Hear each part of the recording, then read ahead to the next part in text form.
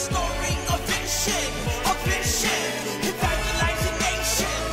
That's why they call us Raven. This is Roy with Raven Television, and this is our first official webisode, and today we're here with founder and director of Raven Ministries International, Pastor Troy Bohn. Welcome, Pastor. Hey, thank you, Roy. It's good to have you. Well, we are on the literally hours away from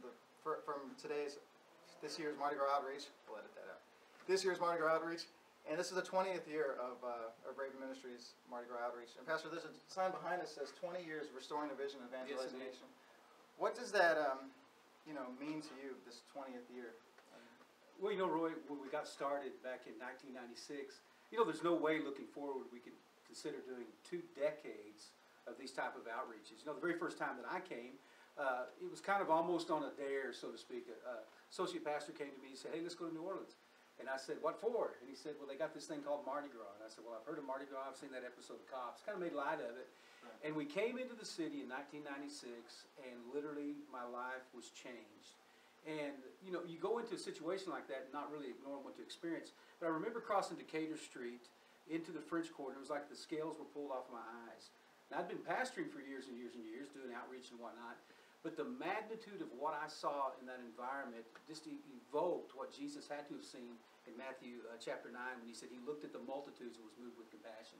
And so it ignited something in me, and brother, that fire has never gone out. Right, amen. I mean, it's definitely something that opened my eyes. I mean, I've lived here for about 9 years, and before last year's outreach, I had never really even experienced the Mardi Gras. Stayed away from the parades, stayed away from the crowds, but when I got out there last year with you guys and the team, I was just overwhelmed, just by the multitude, the magnitude of the crowd out there. Absolutely. And really, honestly, the willingness of most of them to talk.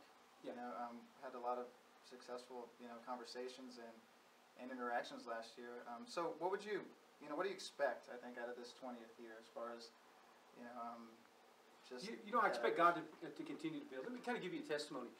When we first started coming into New Orleans in 96, like I said, we crossed into the French Quarter, primarily Jackson Square. Jackson Square at that point was lined with tarot card readers, psychics. Not only that, there was a large contingency of witches and warlocks and pagans. I mean, right down to doing sacrifices and doing burnings of pentagrams right there in front of St. Louis Cathedral. And we would spend hours, literally each night, combating those things. And what we saw was just really a spiritual conflict and a spiritual warfare that was unprecedented in my walk. And I remember coming the next year and preparing for it and thinking, man, we're going to have to start over. And the Spirit of God spoke to me and said, "Listen, I've not forgotten your labor of love." And what we've seen for 20 years is just a building up of authority, a building up of empowerment against those things. And literally it's like it's pushed the darkness back. And so every single year what I look forward to is to see how where grace abounds, where sin abounds, His grace abounds even greater. And how much more is God going to push back the darkness? Because, brother, listen, we'll have, this coming weekend, we'll have hundreds of people preaching the gospel on Bourbon Street. When I first started coming in 1996, we wouldn't bring people to Bourbon Street to preach just because of the press of the crowd. Right. What we've done now is we've taken that over, not just during the Mardi Gras, but every week that you're a part of, 52 weeks out of the year, we have teams working that soil. And so I'm excited to see just all of that obedience, all of that perseverance, how it's going to materialize right here in 2015 when we let loose another army of urban soul winners onto the streets. Right.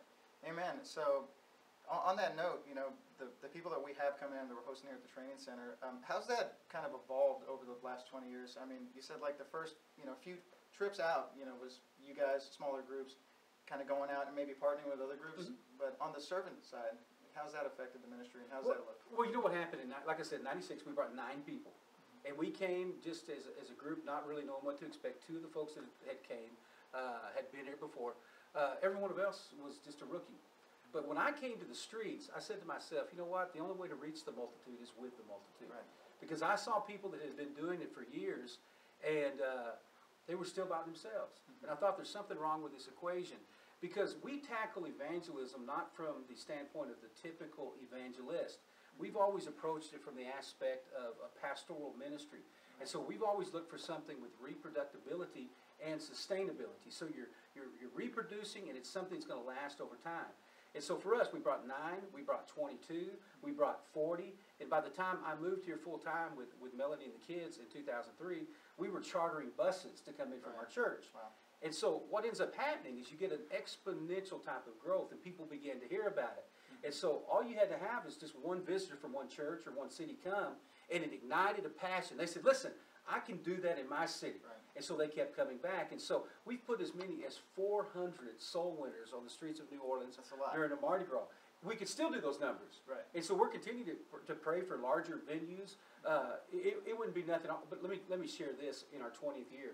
The Lord showed me, this was probably 10 years ago, the Lord showed me a team of 5,000 on Bourbon Street simultaneously that changed the environment. And so we see what happens when we go out there with our regular teams on the weekends. You'll see what happens in others. We go out with a large contingency of visitors and seeing the impact of that. One sends 1,000 to flag, 2 sends 10,000. Can you imagine what 5,000 is going to do one day? And that's what we're going to see one day on Bourbon Street. So what we're doing now in this 20th year, we're laying the groundwork for something that people will not be able to ignore. CNN will not be able to ignore 5,000. They can ignore a few hundred. Yeah. But when 5,000 soul winners go out there and they change the complexion of an environment, the news media, history has got to take note of those things. Absolutely, and I think it was my second weekend out with the group a little over a year ago, and I told you under the cross one night, I said, with a couple of thousand churches in the New Orleans metro area, and there was, I think, maybe 15 of us on the street that night. And I said, I remember looking at you and just saying, imagine if one person from each one of these churches was there with us that night, just the impact we could have on an average Friday and Saturday night. So, I mean, the vision is always larger, I think, than what we see. It's always bigger, as you say, than what we see currently. So, what can we expect from, Raven Ministries and restoring that vision to the rest of that church for the rest of this year? An old preacher said to me in 1987, he said, you get on fire for God and people will come watch you burn. Mm-hmm. And so ever since I heard that nearly 20 years ago myself, or 25 years ago, I guess it was in this case, I just keep burning. Right. I just keep doing what God's called me to do, keep setting that example. When they said you would burn out, I'm not burning out. I'm just continuing to light that fire and burn up for Christ. Mm-hmm. And as we see that, it begins to swell.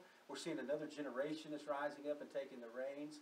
And so we're seeing the fruit of that happen and materialize right now, where God is raising up a generation that doesn't fear anything but Him. Right, absolutely. And there's several other events we're going to be hosting throughout the year that are going to involve youth coming in for Raven Revolution. We had the Priority 1, was a huge success, I think, that passed in the fall.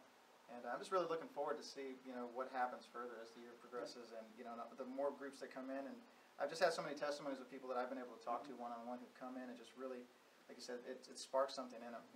Ignited a vision, refueled a vision that they lost or maybe never even had. Right. So it's very important work. We take it very seriously here at Raven Ministries, and so we just like to ask you guys to continue to pray with us as we go out for this Mardi Gras. Of course, when this video probably airs will be after Mardi Gras, but there's always Mardi Gras to come.